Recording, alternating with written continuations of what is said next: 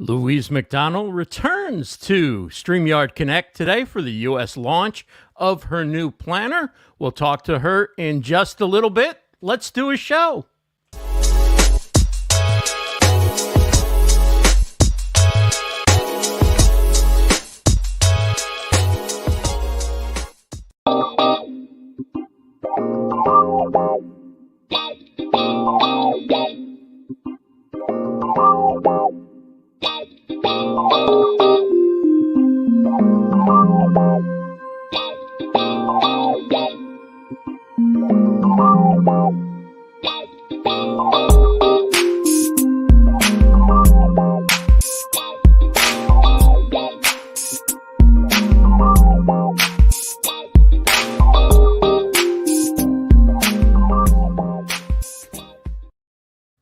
Welcome to StreamYard Connect. I'm Ross Brand. We're here every Wednesday, 2 p.m. Eastern, episode 54.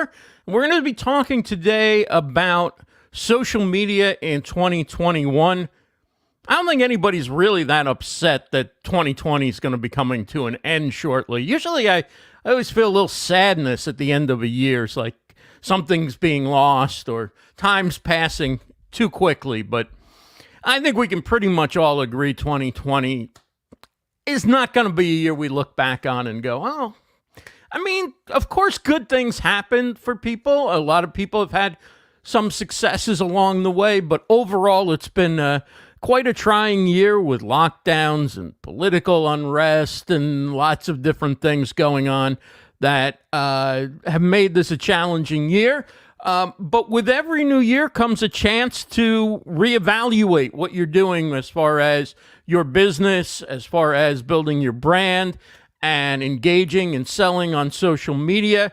And we have a fantastic guest. Louise McDonnell is here. She has launched her new planner in the U.S. today, and we're going to talk to her about the planner, but also about your plans, how you can make plans, how you can find content that works for you and your brand and your business. Coming up in just a little bit, Louise is going to be giving away 2 copies of her planner. She'll mail them anywhere in the world that you are. No restrictions. I checked that for sure, so please do pay attention. We will be giving that away. We'll also be delving deep into social media and a lot of what's going on different platforms as we approach the new year and people start thinking about their strategy for next year and what they want to accomplish in their business and also on social media. So very excited to have Louise here. She's her episode was the most popular episode. We had over 10,000 views on Facebook Live alone, I believe, when Louise was here earlier this year. So great to have her back, and a lot of different things also going on with StreamYard right now. If I can bring in the screen share, and I'll just walk you through the process because I hadn't loaded it up. There we go. Let's get the right background there. Okay, so this is the show today, and now we will move on to the next slide, and there is the end of the narration. You know StreamYard, or you'd like to know about StreamYard. Ease of use, stability, professional looking streams are the 3 pillars of StreamYard. You see the founders, Gage on the left and Dan on the right, and those 3 pillars are the reason why this continues to be a very successful platform that is just performing at a really high level and growing fast, and a lot of good things going on to talk about. You can go live, you can multi-stream. If you're on the basic plan, you can go to 3 destinations. If you're on the pro plan, you can go to 8 destinations. Facebook Live, LinkedIn Live, YouTube Live, Periscope, and Twitch all have built-in integration. You just connect your account. It's as easy as that. But if you want to go to any other platform, for example, I like to go to Amazon Live. You can use custom RTMP to do that and still get all the benefits of going live with StreamYard. Only thing you don't get is the comments coming in if you use RTMP, but it's still a way to be able to do your StreamYard style broadcast, take advantage of all the features like the ease of getting guests on, the green screen, everything that you like to do with StreamYard, you can do using custom RTMP. And if anybody has any questions about that, I have a video about how to use StreamYard on my YouTube channel, how to use StreamYard with Amazon Live. It's on the Livestream Universe channel. And basically, you can use that video as an example for any destination you want to go to, because the process for doing RTMP and adding an RTMP destination and adding a stream key and RTMP URL sounds all complicated and techy and jargony, and it's really not very complicated. If you can copy and paste, you can do it. So if you've not checked out that video, do check that out because it's really easy. And if you want to go to another destination that isn't listed here, there's a good chance you can, and you can do that using StreamYard and using RTMP. Let's take a look at what is going on with StreamYard, because there's a lot of stuff going on. You'll see about, I don't know, town halls, sometimes Dana's show, the head of marketing, sometimes some of the other shows are doing merch giveaways. So keep an eye out for merch giveaways. StreamYard's got a whole bunch of new merch that they have in. You're seeing some of the StreamYard team members and power users wearing it, and we're trying to give it away. So if you go to the town hall, there's always an opportunity to win at the town hall, and check out some of the other shows as well for merch giveaways from StreamYard. Also, StreamYard is hiring. So if you would like to work for StreamYard, take a look at a post that Daniel Glickman put up in the StreamYard community group. There's, I think, 4 or 5 job openings there. You might find something that's of interest. We'd love to hear from members of the StreamYard community who have an interest in working for StreamYard.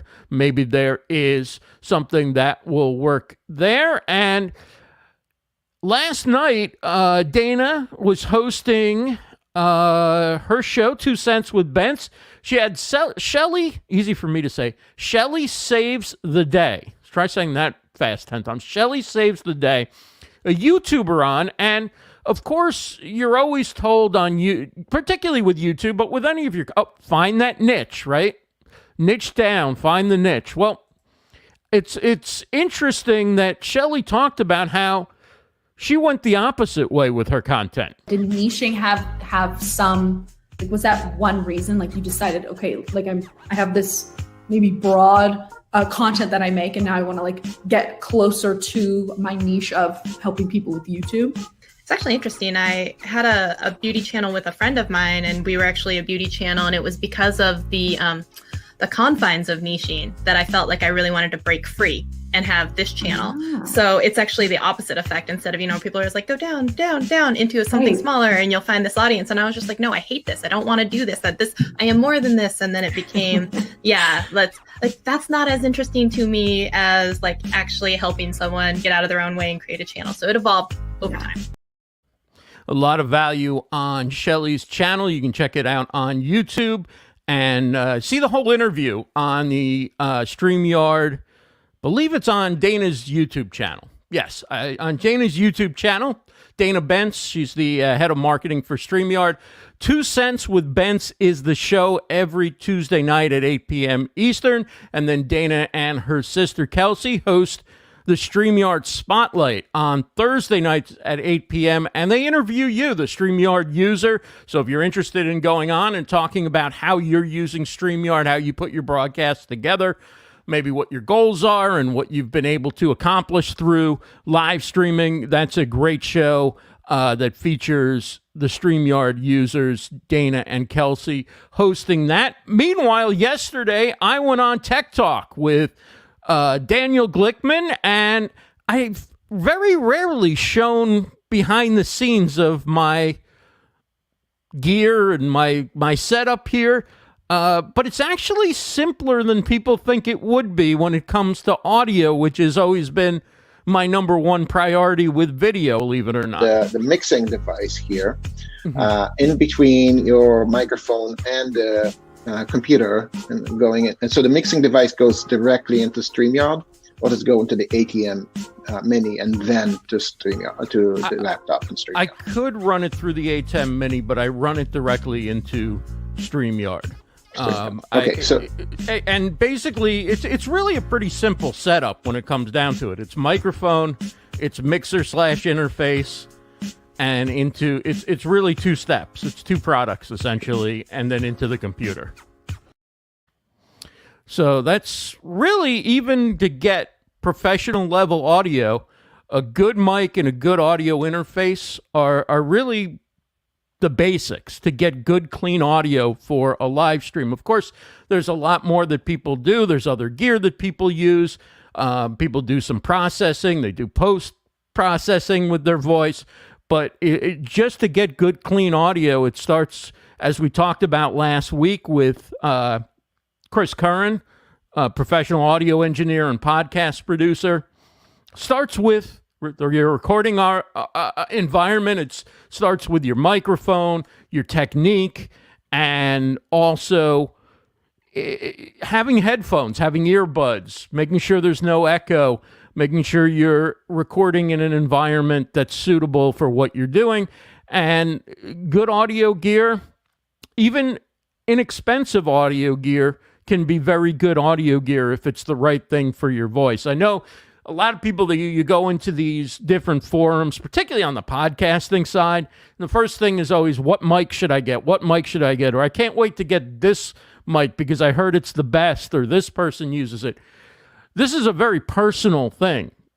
What mic sounds good on you might not sound good on somebody else, and vice versa.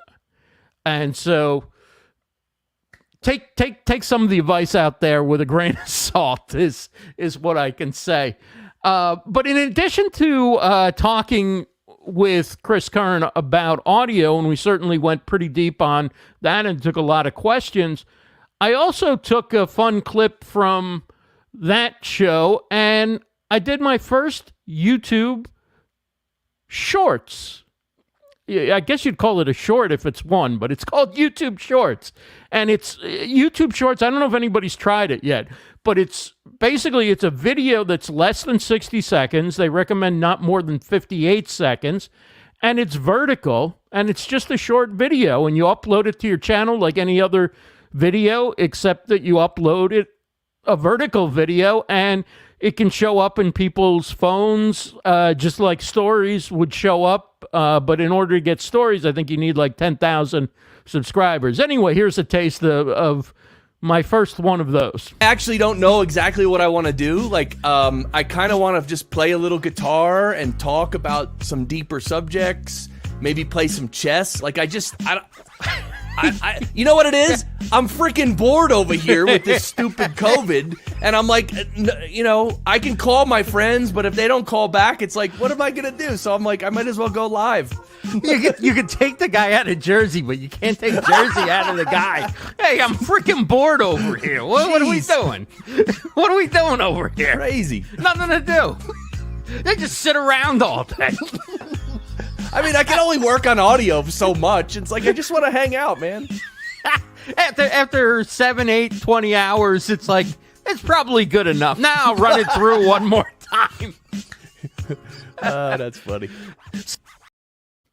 So anyway, that's my first attempt at YouTube Shorts. It was fun, and I'm going to try and do some more. It's an opportunity to do something different, right? And maybe take some humorous clips, bloopers, who knows what. I'm open to ideas. If you have ideas on what makes, if you watch YouTube Shorts and you have ideas, please share them in the chat. I'd love to see what people are doing and what people like to watch when it comes to YouTube Shorts. And also, we had our first show in Spanish. Diana Martinez went live on Friday afternoon. Big turnout, really well received. A lot of people from the StreamYard group who are bilingual showed up, as did people who are primarily Spanish speakers. And she went through different tips for live streaming, as you can see in that picture. One of the things she talked about was audio. I was hoping to have her on today, but we're gonna do it. We're gonna have her on another time. She's gonna come on in this early segment, but we're gonna talk to her another time. Looking forward to seeing StreamYard continue to build out some Spanish language programming and in other languages, as well as StreamYard is reaching around the world. I'm going to hold off on the industry news because we want to get right to Louise McDonnell. She's such a fantastic guest. I'll do some industry news either later or maybe I'll do it as a YouTube short. I don't know. But let's skip over that and just tell you that if you're not yet using StreamYard, get on it. It's free to get started, and you get to try out all the premium features, all the basic plan features during your trial period. Livestreamuniverse.com/StreamYard, livestreamuniverse.com/StreamYard. And with that, let's bring on our guest. Louise McDonnell is our guest today, and she is launching the 2021 Social Media Planner and Guide. It's available on Amazon today in the U.S. You can check out a link in the description on Facebook and on YouTube, and on the comments, I think, as well. There should be a link. Louise is also the author of Facebook Marketing. She's a keynote speaker, and she does a lot of great social media training. Somebody that I look to who just knows how to do social. I don't know a better way to put it than that. And particularly Facebook, but all across social, Louise has been a superstar, and it's an honor to have her back on the show. Louise, congratulations on the U.S. launch. It's fantastic. Well, thank you so much, Ross, for having me on the show. I am so delighted that you are launching the planner for me. So thank you so much. Well, it was a great time when you were on last time, and it was the most popular episode that we've had, and it's great to have you back as you are just doing amazing things, and I'm excited to see and learn about the planner as it comes out today, and hopefully people will check that out. There's, like I say, there's links in the comments. You can go ahead and take a look and see. Take a look. Be one of the first people to head over there in the U.S. To Amazon. Talk a little bit about what your idea was behind coming out with a planner and what you hope to accomplish with it. Sure. Yeah, no problem. So I have been training, coaching, helping businesses use social media since 2009. So I suppose over the years, I have really understood through listening to question after question after question after question from businesses what the issues are that they face and how I can help them.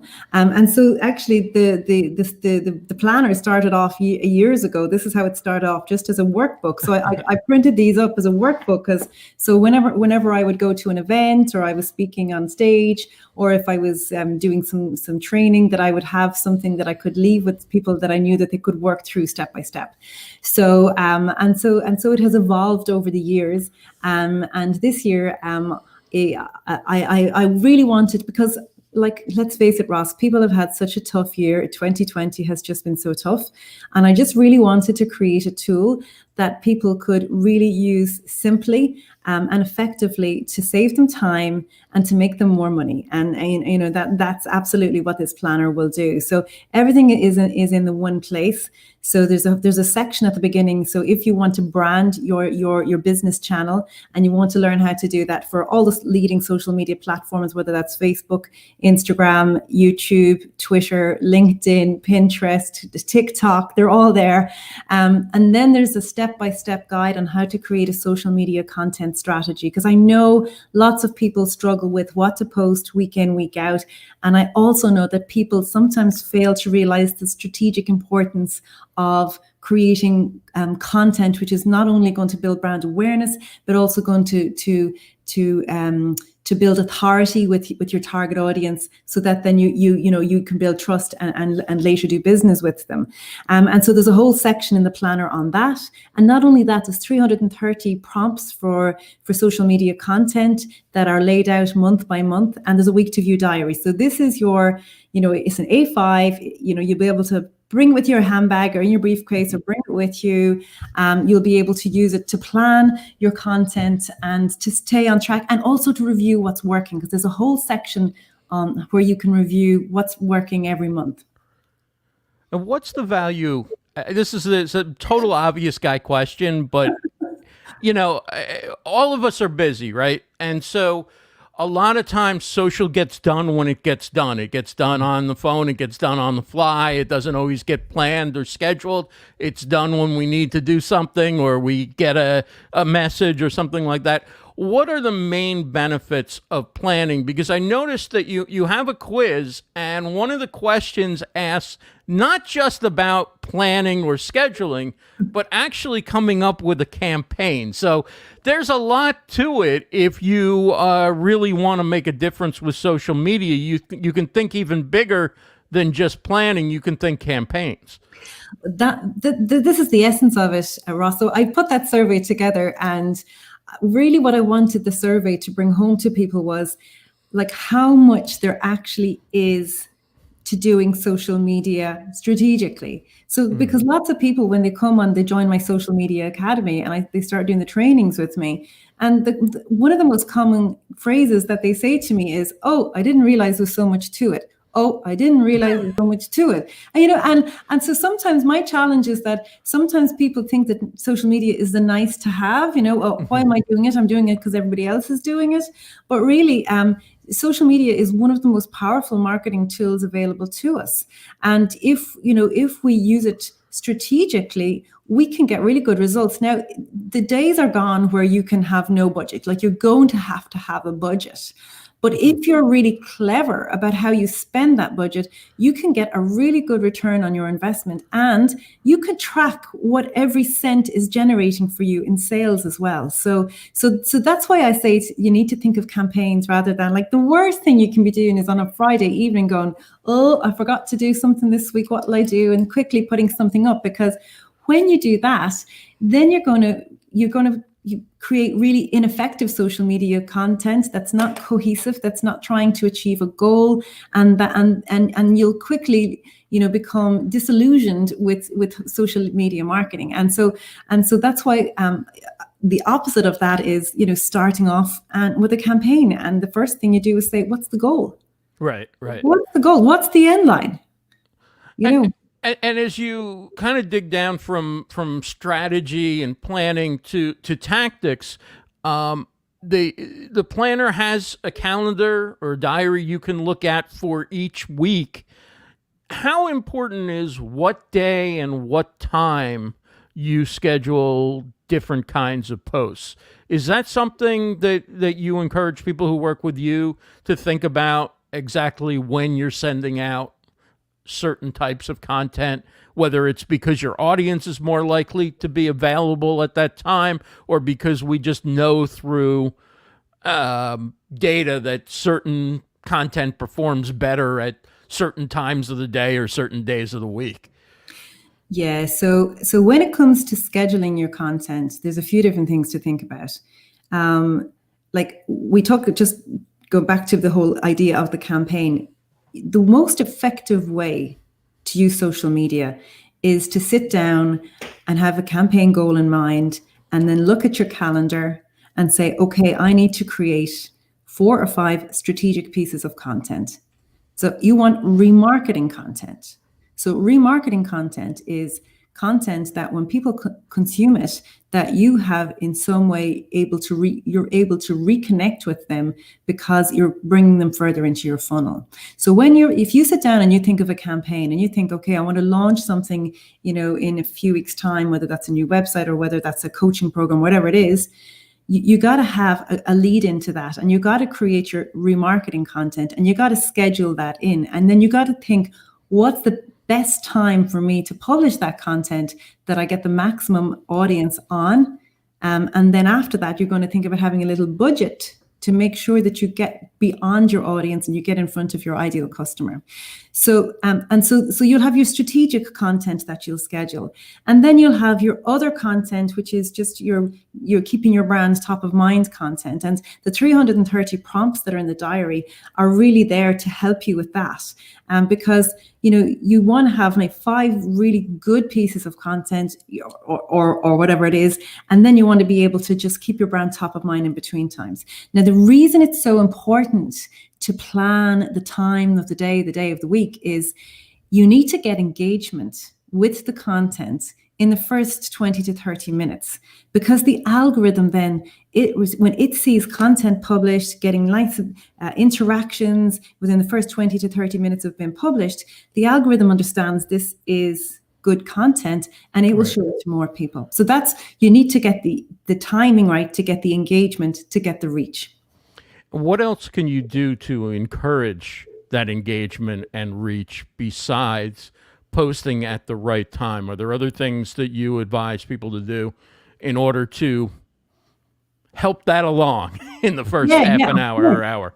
Yeah, and so this is why it's so important that this is all part of a plan. It's a part of a campaign, because when okay, I'm putting out a strategic video or strategic podcast or interview, whatever that is, on this date and this date and this date, well, then you got to plan your promo. So no more that what you were saying, your little stinger videos, your 1-minute videos that you're going to use to draw attention to the fact that this this longer piece of content is coming up. So nice short promo videos.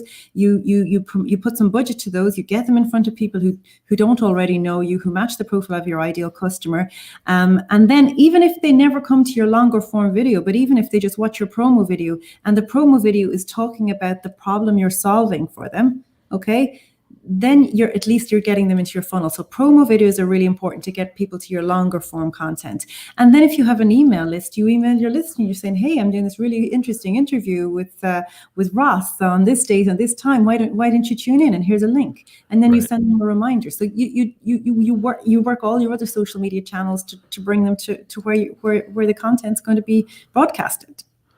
When you have people who either, let's just say, pretty much, don't have one standout platform, right? It's easy if the person is killing it on Instagram to go, okay, that should be a priority, right? But somebody's doing either okay, they're doing well, or they're just getting started across social. There's no standout platform where they've already got a big built-in audience that makes it obvious that that's the platform.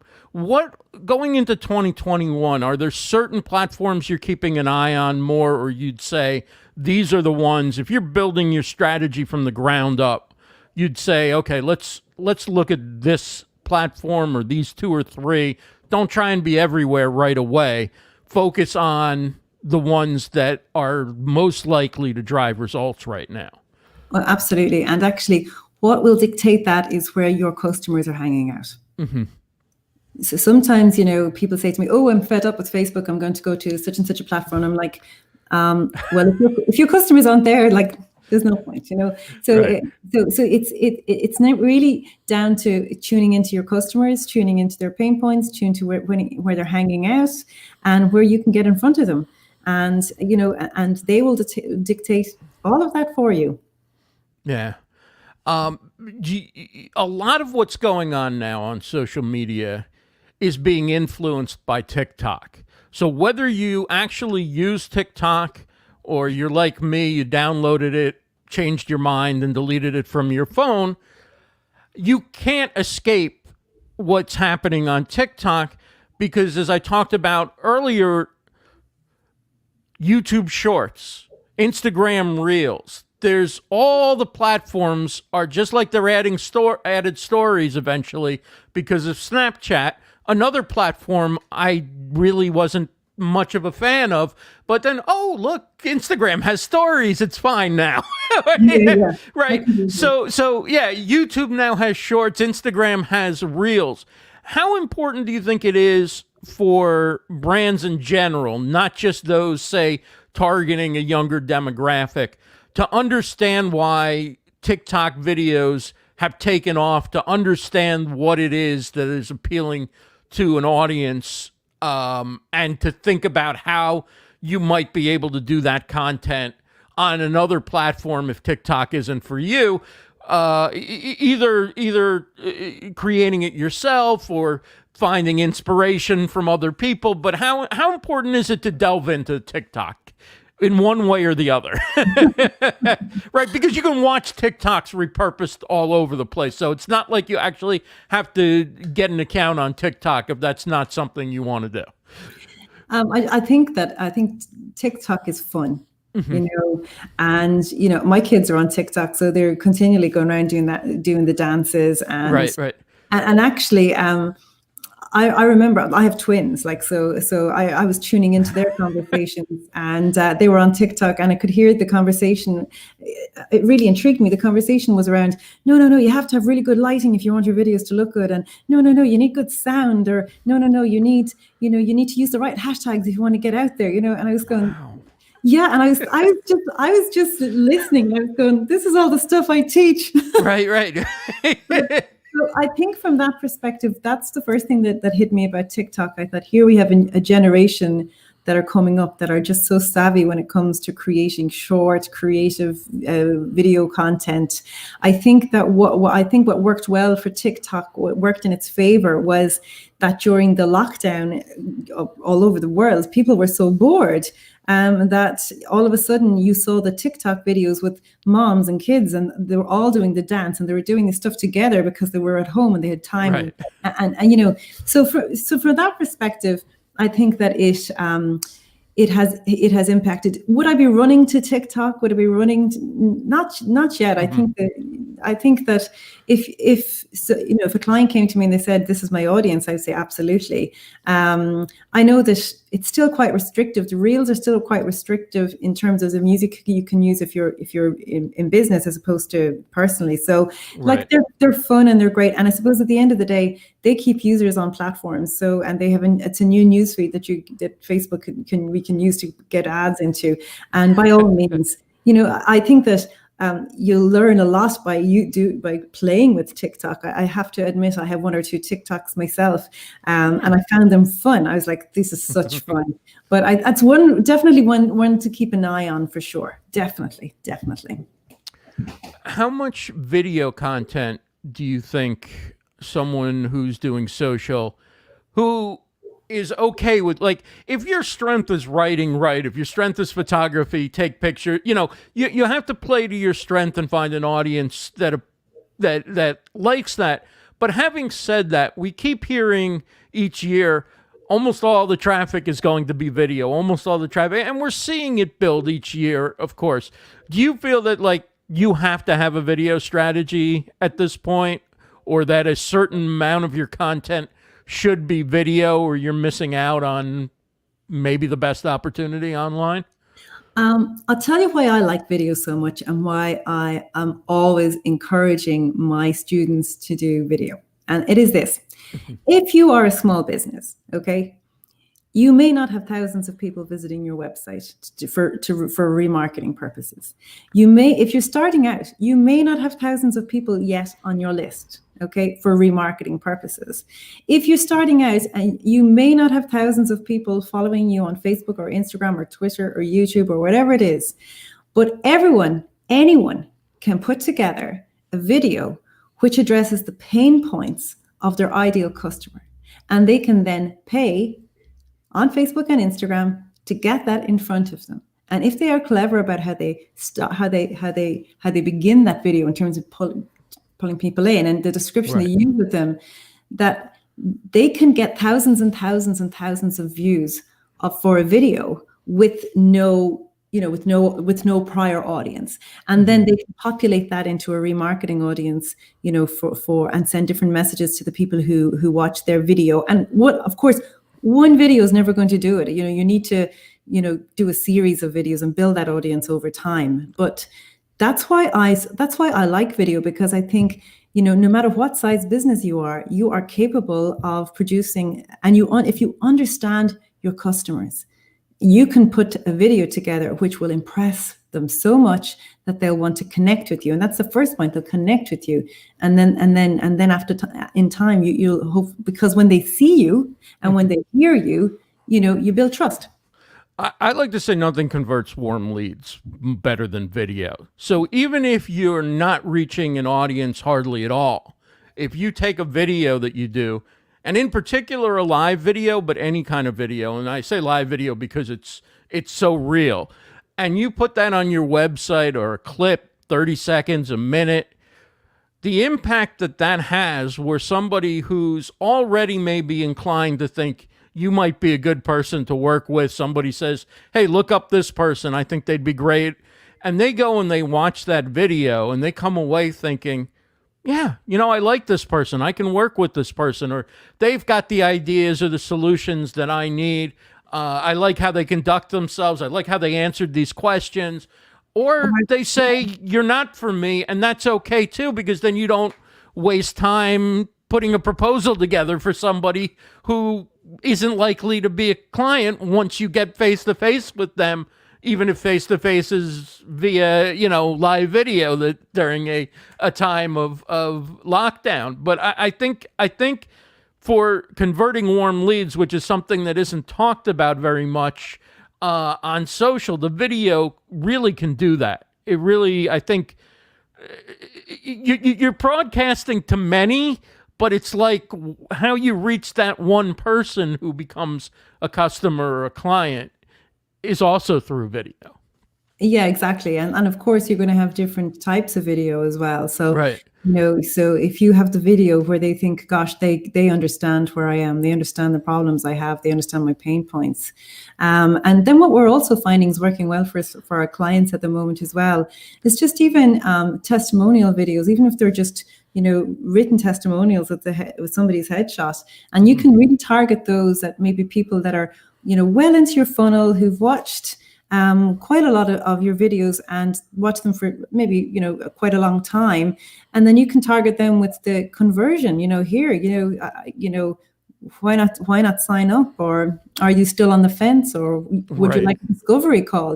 So you you change your messaging for people that are further into your funnel, and they are the people who consume your videos more frequently for longer periods of time. Want to say hello to everybody watching on YouTube, Facebook, and on Periscope and Twitter. We're talking with Louise McDonnell. She's the author of the 2021 Social Media Planner and Guide. It's available today in the U.S. on Amazon. Maybe on Instagram too. I don't know if you can buy it yet on Instagram, but if you go to your Instagram, I bet it would send the person to Amazon. But nonetheless, I have links in the description on Facebook and YouTube to get you to Amazon if you would like to take a look at that. Talk about when you're putting a planner together, how much of what you're doing is thinking through your own process and having to remember things that maybe you almost do instinctively at this point, right? You don't even think about it when you've got to dig deep and ask yourself, how would I explain this to somebody or walk them through steps that I've come to just instinctively do within the process? Like, maybe because you teach, you might have it all laid out anyway. And so, but that's a really important thing when you're putting together a step-by-step for somebody, is to remember that within the steps, there are steps that you take for granted. And I don't know, that probably wasn't a challenge for you because you teach, but there's a lot that goes into it, putting a step-by-step plan together for somebody who hasn't walked those steps necessarily yet or wants to learn how to do them better. Well, you said it, you've hit the nail on the head there, Ross. I'm a teacher and I love teaching. And I teach like almost every day different groups. I also have my social media academy, so I'm within that. And my mantra is like, ask me questions. I love questions. I love when people ask me questions because for just the reasons you've said it, when I'm explaining something and then somebody asks me a question, I'm like, oh, they didn't quite get what I meant. So I will next time I explain that to somebody, I'll explain it in a different way, or right. I'll address that question. So I love questions because it makes me a better teacher, trainer, author, everything. So I've answered thousands of questions, and I love when somebody comes to me when something's broken. Right. one of my members come to me, for example, today, and they said my online appointment booking system on Facebook isn't working. I'm like, make me an admin. I'll happily have a look because then I learn, and I love that because or I can see what they're doing wrong. So that's that's why the planner is it's a culmination of of 2009. How many years is that even? Like it's 11 years. Wow. of answering, listening to and answering questions. And I developed my 6-step system as a result of training and listening and answering to questions. And that's the system that you see in my book, Facebook Marketing: The Essential Guide, on my training academy, which is on sell on social.media, and also in this planner. So it's that same system that takes people step by step in a way that they know where to start, that they don't get overwhelmed, and that they will, when they start to see results, that will encourage them to keep going. Well, you can see how knowledgeable Louise is, and also how well she's able to explain how to do social. If you're interested in courses, it's livestreamuniverse.com/sell-on-social. I highly endorse everything that Louise does. She really is one of the true experts and great teachers who are out there, but she's also super generous, and she's giving away 2 copies of her planner for 2021. I'm just going to say, let's see. The hashtag you're using with the book is Kickstart 2021, right? Mm-hmm. So I will just do this at random. You're watching on any of the platforms, throw Kickstart 2021 into the chat if you'd like to win a copy of the 2021 planner, and we will pick a winner in just a few minutes. What else can you do as far as tracking the success or not so successful outcomes of your social media? Like you've got all your social media planned. You're keeping track of what you're doing and when it's going out. How do you recommend that people then look back and make determinations about, is there a type of social that's working? Is there a time of, like, how do you track social, and can you do that within the planner after it's been distributed? Yeah, so there's a whole section every month where, you're encouraged to actually go back and reflect. Like, you'll never understand what's working if you're not tuning in. So sometimes it's like people, can say, oh, I don't understand how the insights work. Well, if you're not looking at them in the first place, of course, you're never going to know. So I would say you need to kind of track at a number of different levels. First of all, you need to track and see, no matter what social media platform you're using, what is the reach like? What are the engagement levels like? And are they increasing or decreasing? And there's a wonderful tool actually in Facebook business page, where if you go to the insights, the overview page, and at the bottom of that page, there's a section called Pages to Watch. And what you can do there is you can compare your performance against 5 of your competitors. So they won't know you're doing it, and the information that you're getting there is freely available if you were to visit their page anyway. And what you can do is you can see like how many posts they're publishing in a week, what their engagement levels are like, and if their likes are increasing or decreasing. Now, for example, there's a page that I would regularly track, and I would maybe do 2 posts a week and I'd get loads of engagement. And this other page does 11 posts a week and gets practically no engagement. So I can see straight away, like, what she's just doing too much and it's not resonating. And what I do, I don't overdo it because I don't have time, but when I do it well. And so that's first, tuning into the content and how it's performing. Secondly, then you need to tune into things like if you are doing videos, you can even tune into how long people are watching them, when they dropped off, try different tactics, see if you can hold them longer. So that's another thing. And then if you, like, number 3, you have to have the Facebook pixel installed. So if you have a website, because if you are measuring, let's say, conversions, and that conversion may be a purchase, or it may be, a sign up to a discovery call, or maybe it's a sign up to a contact us form, or whatever it is, you want to be able to say, okay, I spent so much, I generated X amount in leads, I converted them to X amount of sales. So that spend led to X amount of revenue. Or if you're an e-commerce store, I spent so much, the average, I generated X amount of sales, the value of those sales were, and the pixel will tell you all of that. And so it makes it really easy to make decisions about, do I increase the budget there? Do I decrease the budget there? Do I run this type of ad or that type of ad? You know, is it a catalog ad, or is it just a conversion ad? Is it a video ad? Is it a carousel ad? What's working, what's not working? And then you just repeat, you're informing future campaigns. Yeah, so that's the other advantage of planning your social, is that now you've got a record all in one place. So it's much easier to go back and see and track what you're doing and what's working and what's not working. And as well as that, Ross, also, if you're sitting down of a Monday morning or whenever you've got time and you go, okay, I know what I need to do this week on social. You will schedule that content out much faster than if you're just meandering along, wasting time, wondering what you're going to do. So you will actually spend less time producing better quality content, which is going to lead to more sales. And so it doesn't become this painful existence of working in social. It's just something you do that works quite well. You got it under control, and that's it all done. Wow.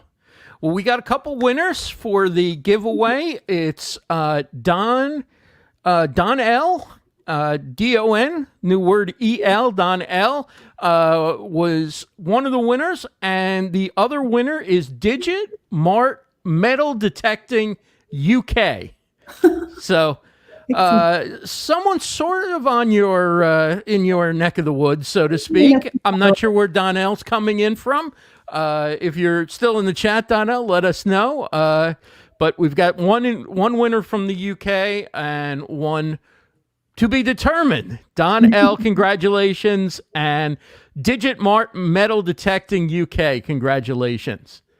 Okay, great. Oh, Don L says live from New York. Okay. Brilliant. So I presume you're going to give me their addresses so I can... Yeah, I'll connect you with everybody afterwards. Thank you. So thank you for the giveaway and congratulations to the winners. I do see a ton of tech questions about live streaming and StreamYard. If we get to those later, we can do that, or I will go back in and do my best to address those questions that I can after the show. I want to ask you, Louise, about retargeting or remarketing. I believe you like the phrase remarketing, right? Sounds a little friendlier. What is remarketing, and how does one go about setting themselves up to be able to even do it in the first place? Okay, so remarketing is about identifying the people from your colder audiences who are responding to your content in some way. So you know that they have the problem that you're talking about. So let's say that you're a nutritional expert, and let's say you put you create a video series all about how to reduce bloatedness and how to feel better in yourself. Right. So you put that content in front of people who match the profile of your ideal customer, and maybe a few 100,000 people in that colder audience, and then the people who watch the video for any for maybe 25% or 50% of the view of the video, the duration of the video, they're the people who are more likely to be suffering from that problem. So you're going to serve them with different content. Sorry, I'm disappearing, right. Appearing and disappearing here. So the remarketing is that you're populating those people into a different audience, and you're going to serve that audience with different content. You're bringing them further into your funnel. So because the more you can get somebody to engage with you, the more likely they are to do business with you. So Facebook and Instagram in particular offer some really powerful remarketing tools for smaller businesses. So like you can remarket to people who've been on your website. You can remarket to people who watch your video content. You can remarket to people who've engaged with your ads on Facebook or Instagram. You can remarket to people who are already on your list. So especially if you're selling a service, the last thing you want to be doing is serving ads trying to sell something to a cold audience, because you'll waste a lot of your money if you do that. Right. What do you think are the you talk about a lot of times there's that first touch point where you get somebody on your list or you get them interested, and it's often a free giveaway, lead magnet. Which ones do you think are most effective when people think about creating a lead magnet? Is it a free course? Is it a downloading a checklist? Is it a call with you for 15 minutes? Is it what do you think works the best as a something that you're giving away to get somebody into the first step into your community? Yeah, well, actually, that can be really difficult because what you want to do is give something of value, but you don't want to give so much value that they go off and they go, well, I don't need them anymore. Right. It's a fine line. You got to give them some value at the same time. And then you see, you also got to be careful that you don't expect somebody who has never heard of you to do too much. So you might put the best 50-minute webinar together in the world, but if somebody doesn't know you, they're not going to invest time. Maybe 50 minutes is too long. So what's working well now is shorter form video rather than longer form. So rather than 50 minutes, think 15 minutes. Rather than just showing up and doing a webinar or doing an interview cold and not having any audience, doing that promo to make sure people get there. And even the people who watch the promo, because the promo is the taster, that they're really important as well. So sometimes even somebody might be slow to download a lead magnet if they think, oh, I'm just going to be, do I even want to engage with this person? So again, and here's the thing, Ross, and this is important. One strategy does not fit everybody. So sometimes you can see a strategy that your friend or your competitor was using, and you see people trying to implement that themselves, and that doesn't necessarily work. So that's what I would say about that. So it's about planning campaigns. It's about giving yourself enough time within that campaign to set your goals, to identify your ideal customer, to have the brand awareness part of that campaign, to have the lead generation part of that campaign, and then to have the sales and remarketing of that part of that campaign. So there's a lot to it. Yeah. What's your favorite tool for social media, whether it's for social media management, whether it's for building a list, whether it's, any type of tool that you say, wow, that's the one that if I didn't have, I would be spending more time or more money or, be less efficient, whatever it is, just a tool, people, Black Friday's coming up, a lot of deals out there, people looking around for something to get. What would you recommend for online marketers, online business people, live streamers, whomever, podcasters who are building an audience and trying to sell online? What tool has been, your favorite or one of your favorites? Well, besides, of course, StreamYard. Well, actually, you just took I recommend StreamYard all the time because I am such an advocate of video, and I say to people, if you're afraid of video, if you feel you don't have the confidence to do video, well, do some training and address it. Because video really is, you have the opportunity to be your friend, and if you're an expert in your field, well, of course, you'll be able to speak confidently and authoritatively about a subject. I love live video because I think when you show up and you're live, your audience like to interact with you while you are live, and then when it's done, it's done. So, if you were to record a show, you wouldn't be happy with how you looked and how you sounded. You'd be editing in and out, and it takes time. So live stream, StreamYard, obviously, I should say, is one of my favorite tools. Another tool that I absolutely probably use day in, day out would be Canva. I absolutely love Canva. So, if you're not a graphic designer, which most of us in business aren't, Canva is a wonderful tool for creating your graphics, but also now for creating videos.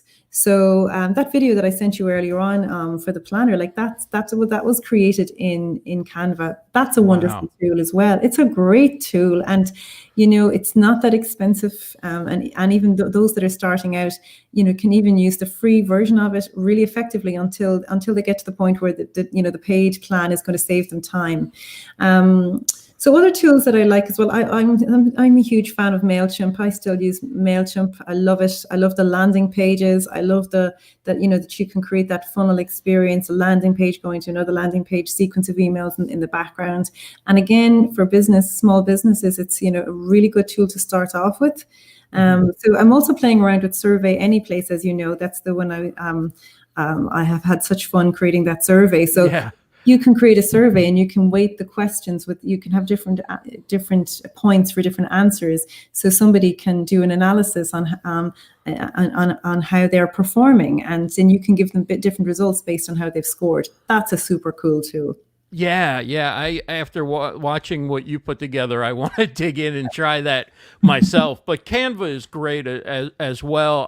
I use other tools, but Canva just is my go-to for graphic design because I'm not a designer, and it's not super complicated, and they give you a lot of ideas. But even if you're just doing your own thing from scratch, Canva makes it easy to find what you need and stick to your colors and stick to your brand, and then experiment a little bit. I think it's like in the US, I think it's $10 a month, maybe, or $12 a month.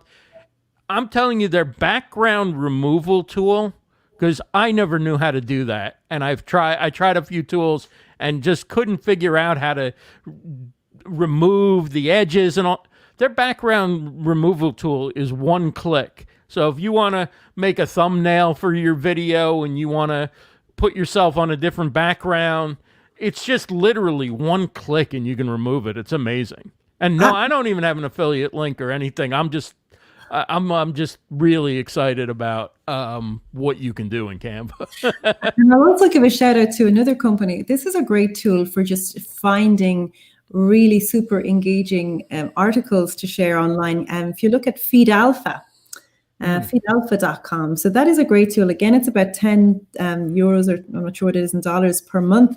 And you can just do a search, and you can do a search, let's say, for live streaming, and then you'll find all the articles the top performing articles that are being shared at the moment in the world. So if you're just looking for something to fill up your social media, for that day, it's a super tool. I've used that. It's really, really good.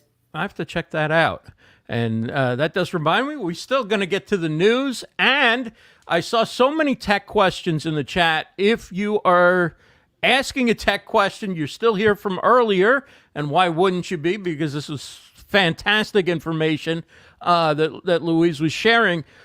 Just put question in the chat and re-ask your question, or if you have a new question, just put question and then ask your question, or just put capital Q and ask your question, and I'll try and hit a few of those before we wrap up, because I know there's a lot of people who are using StreamYard, maybe new to it, or maybe trying to up level, and we can take a look at that.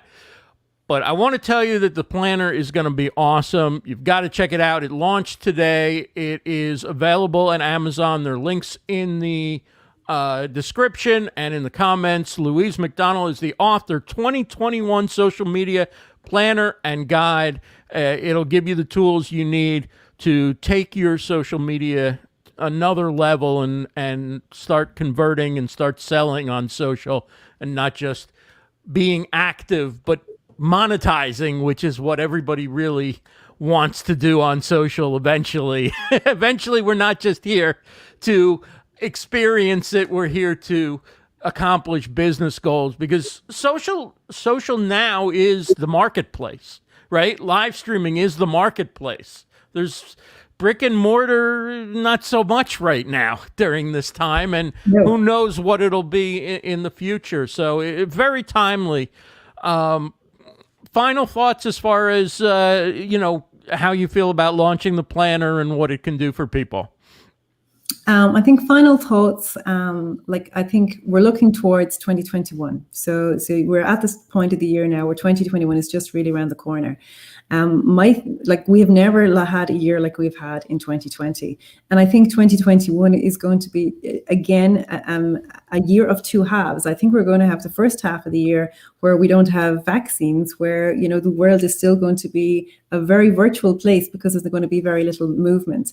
In the second half of the year, I think we're going to have pent-up demand. So I think there's going to be huge demand for likes of travel, events, all of that kind of thing. So get the planner and start thinking about, what's going to happen in your industry next year. and start thinking about it strategically now, and start filling in those dates and using the prompts and using the steps to make sure that you just use your time effectively and you get the best results for your business. So I guarantee this will save you time and make you more money.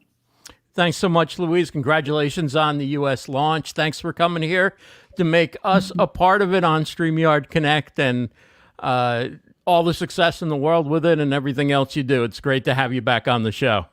And thank you, Ross. It's always such a pleasure to come here because you just ask me loads of questions and I love that. Thank you. You've always got great answers, so it makes it easy. Thank you, Louise. Thank you. So that is Louise McDonnell. Again, you can find her social media planner and guide for 2021 in the description. And of course, if you're not yet using StreamYard, it's always a good time to get started with StreamYard Live, streamuniverse.com/StreamYard. And as I mentioned, we didn't get to some news stories from the industry, and I'm also happy to take some tech questions before we go off the air. So if you have any questions about StreamYard or gear, happy to do that as well. Let's just roll back. Where are we? Here we go, the industry news. Okay, so just some stories I came across that I thought might be of interest. We all have watched sports, live streaming. You know, sports is always live most of the time when we watch it. We're from the Super Bowl to small events. A lot of people now are watching high school sports on their phone. Parents and family members who want to stay in touch and see how their kids are doing in the game aren't able to go to the game because they're playing in front of empty, really no crowds right now in different areas. And this article by WKSU 89.7 in Northeast Ohio talked about how the phone is now the place where a lot of parents are keeping track of what their kids are doing because the games are being live streamed. They're not able to attend because of social distancing. So just another use of live streaming. I think we're going to see more and more of it. And in those type of situations, whether it's a parent volunteering to live stream or a local radio station or TV station, maybe doing the games and then having a live stream version as well, or adding live stream coverage. There's so many opportunities within the world of sports that live streaming can add and enhance the coverage. PTZ Optics, their cameras are really good when you want to set something up and have it work without having to be on top of it every second. Their technology and their cameras are being used more and more in religious services, particularly to bring them to seniors, whether through streaming services on social media or connecting to the cable in senior living arrangements. And so that story is from Video Guys and PTZ Optics blog. And I'd recommend taking a look at the blog if you're somebody who's interested in PTZ Optics cameras, or you're interested in setting up a church service, a religious service, or that type of event. It could be that type of event. Doesn't have to be for religion. It could be for any type of live event in that type of setup. It's a good article. You'll see what they're doing and get an idea of what you might be able to do with live streaming. And if you ever wondered what the life of a online tech reviewer is like, the New York Times has Nilay Patel from The Verge, and they follow him, or he contributes his diary over the course of a few days and talks about what he's going through to get the gear and review the tech and do it all during this time of COVID. That's in the New York Times. And I did not know that there were cameras. I mean, I should have assumed it, right? I mean, I think you can do it from action cameras like GoPro, maybe some of the Sony cameras. I'm not positive.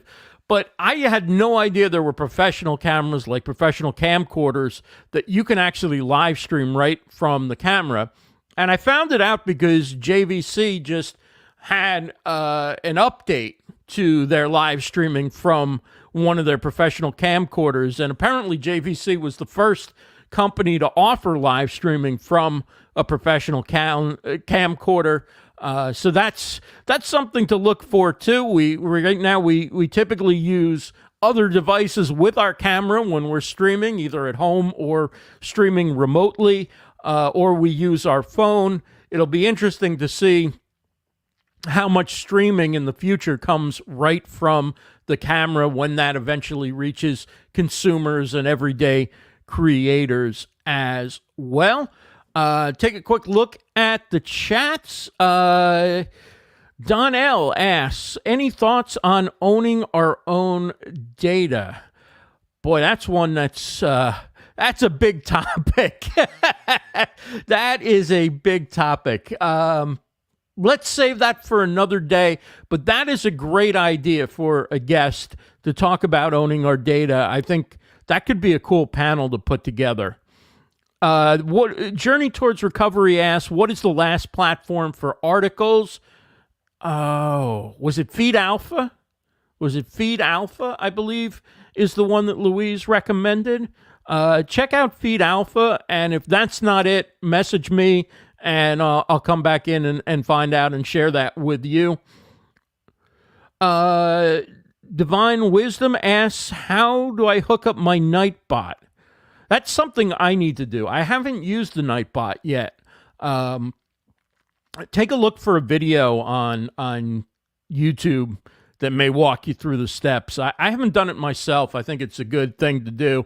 I meant to do it before I did that very long live stream a few weeks ago and didn't get around to it, but that's good call there on that.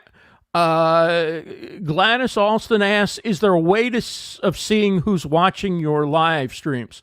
It depends what platform you're on. On YouTube, you only know if they comment, if they're participating in the live chat. On Facebook, if they're a Facebook friend and you're watching the back end through your account, I believe you can see when a friend joins a live stream. Otherwise, basically, you know if somebody likes or comments on Facebook. YouTube, you don't know if they just like. You know if they comment. On Periscope, I believe everybody who comes into the live stream gets noted, or at least they give you some of the names. I don't know if there's a lot of times they give you a bunch of names and then they say plus 65 others or what have you.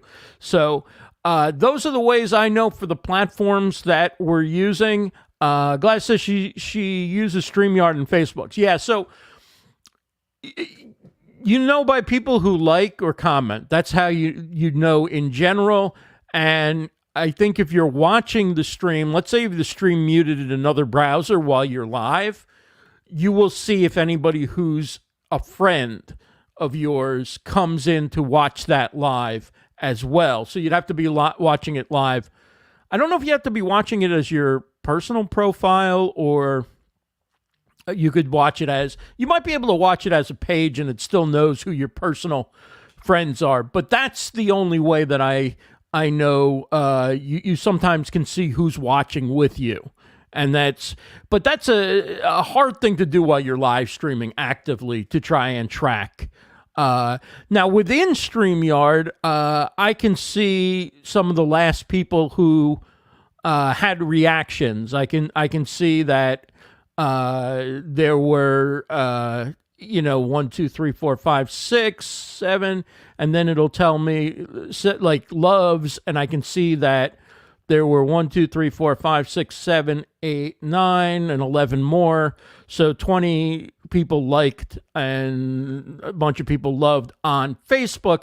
And I see the names of the last, I don't know, maybe 9 people, and then it says 11 more. So if I went to Facebook, which I can do by going up to the top of the page, you can get to where the Facebook broadcast is, and then you can see who reacted. So great question, Gladys. Thank you so much. You're new, but you understand some of the cool features that can be helpful in knowing who showed up and who's supporting.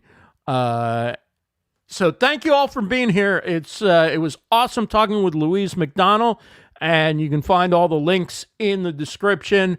And have a great Thanksgiving if you're in the U.S. and around the world. Just have a great rest of the week, and we'll see you again next week, 2 p.m. Eastern on Wednesday for another episode of StreamYard Connect. I'm Ross Brand.